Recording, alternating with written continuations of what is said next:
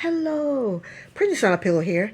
I am here to do a review slash recap with my opinion on 90 Day Fiance The Other Way. Season 7, Episode 6 is titled Seems a Bit Dodgy. I don't know what that means, but I'm here raw, no makeup, no lipstick. Here not done. Here's just pulled back a little bit and a little ponytail, back out. That's just the type of day we're having today. That's it.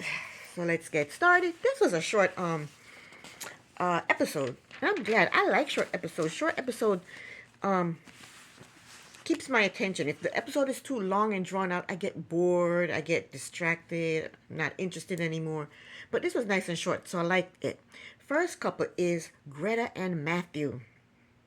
Greta finally showered. Thank the Lord. She finally showered. But she's still pissed that she has nowhere to put her clothes. Matthew is being nonchalant about it. He said, I guess I can clear more space for her, but for now, I'll just leave her alone. That's me. If somebody's pissed at me, I'll just leave them the hell alone. I stay away from them. Okay? You stay over there, I'm staying over here. An hour later, his parents comes home. They come home, or the producer said, okay, let's bring in the parents now, because they didn't look like they just came from outside or just came from anywhere. It looked like they were around the corner waiting to be, brought on the scene. So Matthew is sitting on the couch with his foot on the furniture, on the center table, flipping through a magazine. Matthew is comfortable. Matthew ain't leaving his parents' house anytime soon, okay? He loves it there. He's comfortable there. And he doesn't have to spend a lot of money on no rent or a mortgage or anything. We're going to talk about that later. So his parents gave Greta a hug and a warm welcome. They seem so sweet. And his parents, they seem to like her, and they're happy that she's there. She was bitching earlier about, I gotta live with them, and blah, blah, blah, blah, blah, blah, blah. They got pets, and they got cats, and they got dogs, and they're not vegan, and they live in a small town. And she was bitching about everything. But they seem to be so happy that she's there. So she puts on a front for the parents. Before the parents came home, she was crying, she was pissed, she was pouting, and now in front of them, she's all smiles. She is fake. The mother told her that she made room for her in the fridge because she knows, Greta don't eat meat. So she made room for her to put her vegan crap in the fridge. And her mother gave her a vegan cake. What a nice lady. Matthew's parents are really nice. When her and Matthew went back to their bedroom and they got in bed, Greta is still bitching at him about him not preparing space for her. I have no sympathy for her. None whatsoever, because she should not have moved her butt there until he found an apartment. That's when she should have moved there. So I have no sympathy for her. She knew the little tiny room he had. Where did she expect to put her clothes? Where is he supposed to clear space and where is he supposed to put his stuff? He has a little tiny room, Heifer. What do you expect him to do? So next he took Greta to a spa. And she told him that in Oklahoma, she get weekly massages. Matthew told her that he is happy to be the breadwinner, but she has to be realistic about spending. And a massage once a week is not realistic. She then told him that he bought an upgraded engine for his car that he didn't need, and he bought an expensive computer that he didn't need. So now we see why Matthew is not going to go get his own apartment. Because he likes to spend his money on cute, nice little toys for himself. Nice little gadgets for himself. So he can't afford an apartment if he's doing that. Buying engines for his new car that he doesn't need. I guess he want to rev it up. Vroom, vroom, vroom, vroom, vroom. Buy a nice new computer and I guess do gaming or whatever the hell he does with his nice new computer. He doesn't want to, he spend his money on nice little gadgets for himself. He doesn't want to spend money on an apartment. Rent for an apartment. He ain't going nowhere no time soon. He told her that they share the car, but they don't share the spa experience. That's what y'all are doing right now, Matthew. Y'all are sharing the spa experience. Y'all not sharing the car because she can't drive the car. She can't jump in the car and take off. She ain't got no license. She don't know how to drive on that side of the road. So y'all ain't sharing the car. So what are you talking about? Y'all share the car. Anywho, They go back and forth for a little while. And then I don't understand why she can't work. She's a lawyer, but she wants to be a pet lawyer. Why can't she be a lawyer to people in the States virtually? She can do I can't say the word.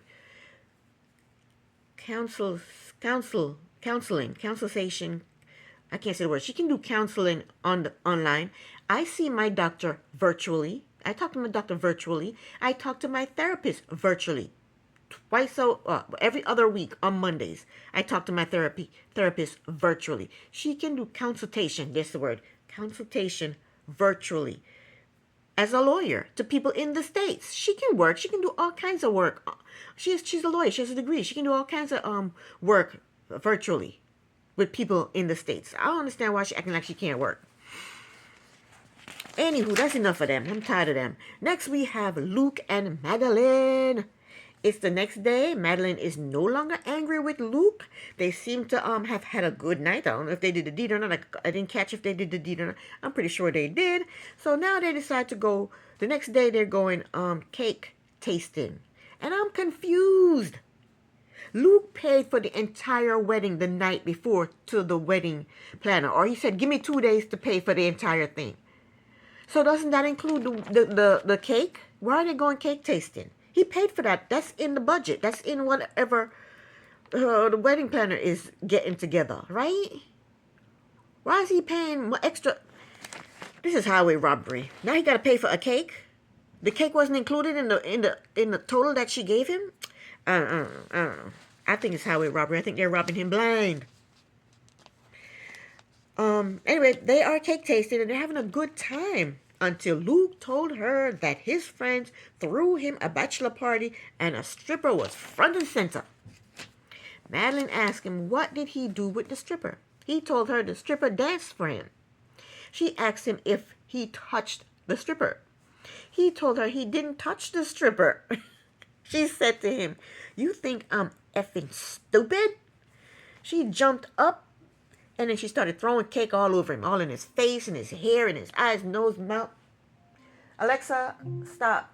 I had set an alarm and Alexa was going off. Alexa's pissed at me today. Anyway, I think my internet is down. Every time I ask her something, she don't answer. Sometimes she answers, sometimes she don't answer. She pick and choose what she want to answer. I guess because my internet is down. I don't know. Or my internet is not strong enough. I don't know. But she got an attitude today. Anywho, yeah, she threw She threw cake all in his face and his hair, eyes, all over him. And she did it several times. She was like just throwing cake until she was satisfied. And then she walked off, went back to the car, and got in the car and started to cry.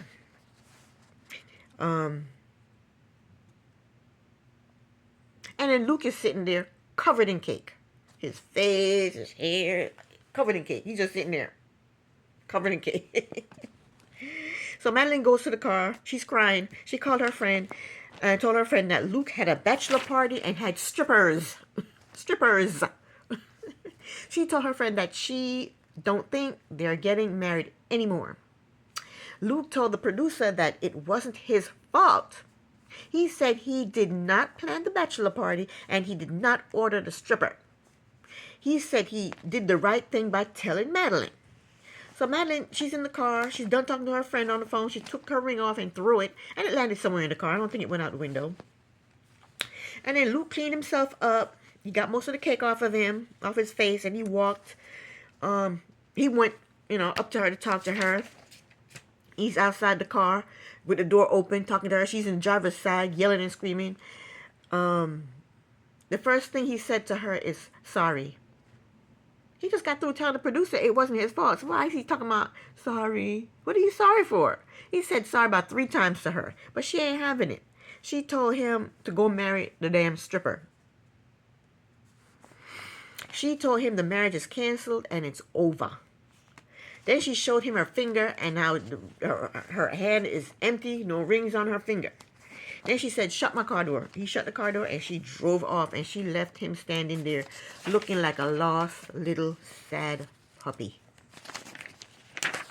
Next up, we have Jenny and Smith. I don't know why they put Jenny and Smith in here. They barely had one little tiny scene together. They just threw Jenny and Submit in there because they needed to take up some taping room, I guess, And that aunt that was their last episode acting a fool. I think they paid her to come in there and throw a wrench in their happy little home because Jenny's getting along with her with her in-laws, and Jenny claimed that the cafe is doing good. So their segment would be boring if there's nothing going on. So they paid this aunt to come, f things up. I think that's what happened last episode. So after the nasty aunt left the party, Samit goes to check on Jenny and he gave her a hug. It was so sweet. Jenny is worried that the negative family member will poison the minds of the other family members and things will go back to being the way they were before. All hostile. I said this before. Jenny is a better person than me because I don't care about the people that don't like me. I just stay the hell away from them. That's it. It's plain and simple. It's that simple. Just stay the hell away from the people who don't like you. But Samit was a great comfort to her. He did a good job consoling her. And that was the end of this segment. Last but not least, we have newbies. Okay, we have, hopefully I pronounced her name right, Patia and Dylan. We didn't get introduced to Dylan, but she talked about Dylan so much, I feel like I know Dylan, okay? Okay, so Patia is 58 from Dallas, Texas. 58 years old. She's my age. From Dallas, Texas. She looks good for her age. I hate when people say that, though. You look good for your age. What does that mean? Am I supposed to be crunched over with a cane, hunchback? Talking right there. Hey. What does 58 look like? How do you look good for your age? You just look good. Just say you look good. That's it. Anyway, she's 58. She's from Dallas, Texas. She said she is an exotic dancer. She ain't no stripper. She's an exotic dancer.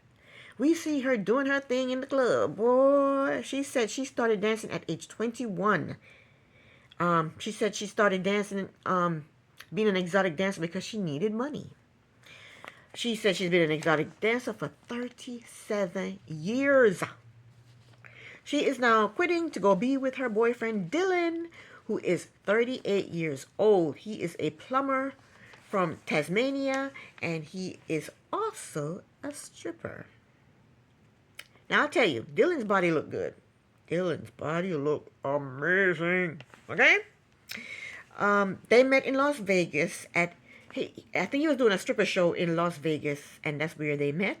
She said they had been together they've been together for 12 years.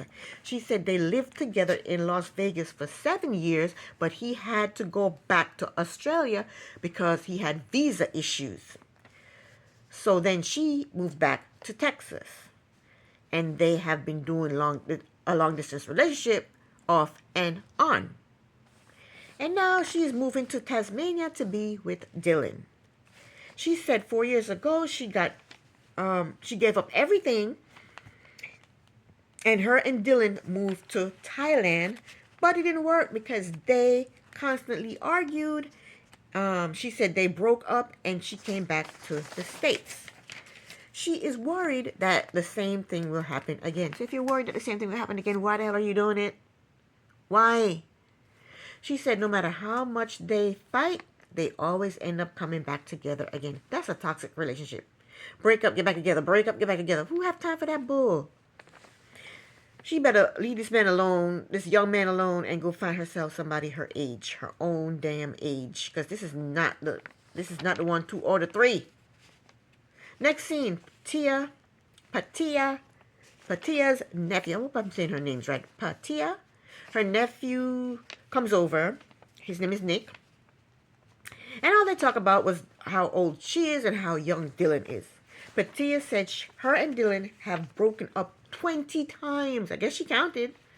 And it was due to jealousy.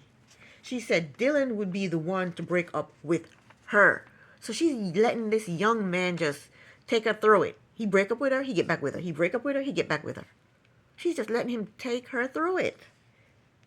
She said, but he is getting older and wiser, and he has realized that she is his dream girl. You are not a girl, you're a lady. Patia told her nephew, Nick, that 3 years after she and Dylan met, he gave her a ring and proposed to her. But he took the ring back because he realized he wasn't ready for no marriage. Nick was flabbergasted. Nick told her not to move to Tasmania until Dylan proposes. She told Nick that she's going to move to Tasmania and Dylan will propose. She said this is Dylan's last chance. But then she got emotional and she started to cry. And she knows Dylan ain't no good. She knows Dylan is no good for her. But she's in love and the heart wants what the heart wants. That was the end of the episode. This is the end of my video. Thank you so very much for watching. Princess on a Pillow here. Bye.